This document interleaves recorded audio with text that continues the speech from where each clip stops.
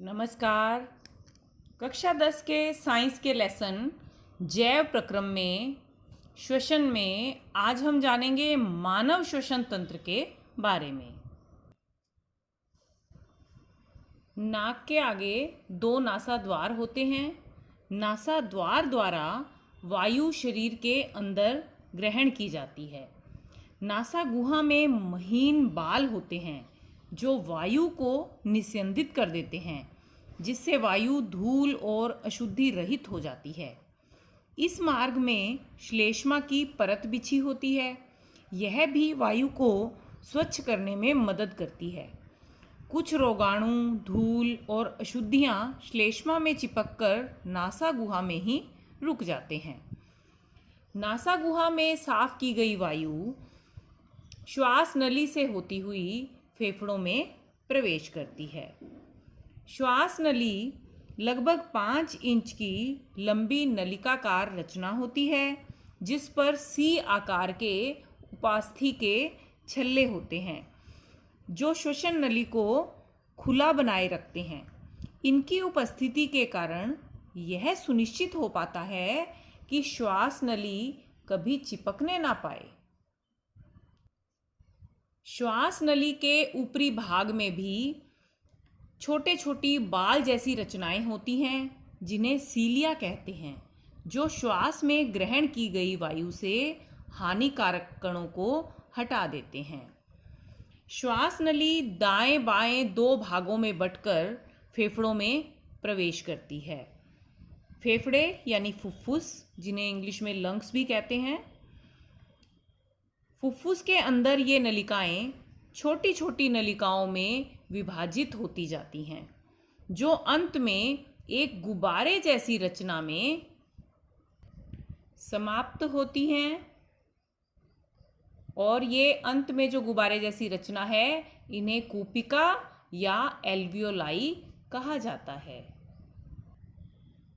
कूपिका ही वह सतह प्रदान करती है जिस पर गैसों का विनिमय होता है। कूपिकाओं की भित्ति में रुधिर वाहिकाओं का विस्तीर्ण जाल होता है। यानी वायु का पथ क्या हुआ? नासा द्वार से नासा गुहा में, फिर श्वास नली से होती हुई ये बट जाती है श्वसनी में, और श्वसनी फेफड़ों में, अंत में बदलती है वायु कूपिका में। आओ अब जानें कि श्वसन की क्रियाविधि क्या होती है। अंतः श्वसन में जब श्वास नाक से भीतर भरा जाता है, तब पसलियां ऊपर उठती हैं और डायफ्राम चपटा हो जाता है। ये इस स्थिति में आ जाता है जब इनहेल करते हैं, यानी अंतः श्वसन करते हैं। इससे क्या होता है, ये जो वक्ष गुहा है जिसे इन पसलियों ने बनाया है और जिसके नीचे ये डायफ्राम है, ये डायफ्राम जैसे ही नीचे होगा, वक्ष गुहा बड़ी हो जाएगी। और वक्ष गुहा के बड़े होने से हम गहरा श्वास भीतर भर सकते हैं। और जब श्वास को भीतर भरा जाएगा तो वायु फेफड़ों के भीतर वायु कूपिका तक भर जाएगी, और इस वायु से ऑक्सीजन को कूपिका की भित्ति रुधिर वाहिकाओं में पहुंचा देगी। यानी वायु के अंदर जो ऑक्सीजन है उसको कूपिकाओं तक जब वो पहुंची, तो कूपिकाओं के बाहर आपको बताया अभी कि कूपिकाओं में रुधिर वाहिकाओं का विस्तीर्ण जाल होता है, और कूपिका की भित्ति से ऑक्सीजन रुधिर वाहिकाओं के रक्त में पहुंच जाएगी। फिर उसे शरीर की सभी कोशिकाओं तक पहुंचा दिया जाएगा। और रुधिर के साथ जो कार्बन डाइऑक्साइड शरीर से त्यागे जाने के लिए आई है, उसे कूपिका में डाल दिया जाता है, और कूपिका से वह कार्बन डाइऑक्साइड श्वास नली से होती हुई नाक से बाहर निकल जाती है। और ऐसी स्थिति के समय डायफ्राम ऊपर की ओर हो जाता है और पसलियां वापस अपनी स्थिति में आ जाती हैं। कूपिका से रुधिर वाहिकाओं में आई ऑक्सीजन को हीमोग्लोबिन अपने साथ जोड़ लेता है। अब ये हीमोग्लोबिन क्या है? रुधिर की जो लाल रक्त कणिकाएं होती हैं, उन पर एक वर्णक पाया जाता है जिसे कहते हैं हीमोग्लोबिन। और हीमोग्लोबिन जो होता है वो ऑक्सीजन से उच्च बंधुता रखता है। यह ऑक्सीजन को अपने साथ जोड़ लेता है और इसे कहते हैं ऑक्सी हीमोग्लोबिन। इसी की वजह से जो रुधिर है उसका रंग चटक लाल होता है।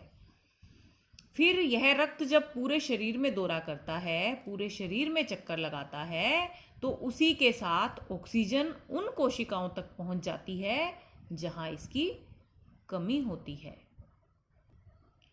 अब आपको बताते हैं एक अमेजिंग फैक्ट के बारे में। कूपिकाओं से जुड़ा हुआ एक अमेजिंग फैक्ट यह है कि यदि कूपिकाओं की सतह को फैला दिया जाए तो यह लगभग 80 वर्ग मीटर क्षेत्र को ढक देगी। अब आप अंदाजा लगा सकते हैं कि इतनी विस्तृत सतह उपलब्ध होने के कारण ही गैसों का विनिमय दक्षता से हो पाता है। वाह भाई कुदरत, वाह कुदरत! कुदरत ने हमारे शरीर को कितना परफेक्ट बनाया है। क्षुद्रांत्र में अवशोषण की सतह बढ़ाने के लिए दीर्घरोम पाए जाते हैं और फेफड़ों में कूपिका पाई जाती है। अगर कुदरत ने हमारे शरीर को इतना अद्भुत बनाया है तो हमें भी इसे अनमोल समझते हुए इसकी उचित देखभाल करनी चाहिए। शुद्ध हवा में लंबा गहरा सांस हमारे फेफड़ों के स्वास्थ्य को अच्छा बनाता है। इसी के लिए हम प्राणायाम भी करते हैं, एक्सरसाइज भी करते हैं, जो कि हमें नियमित रूप से करनी भी चाहिए। धूम्रपान से श्वास नली के ऊपरी भाग में पाए जाने वाले सीलिया नष्ट हो जाते हैं। अभी आपको सीलिया के बारे में बताया था कि श्वास नली के ऊपरी भाग में बालनुमा रचनाएं पाई जाती हैं जिन्हें सीलिया कहते हैं।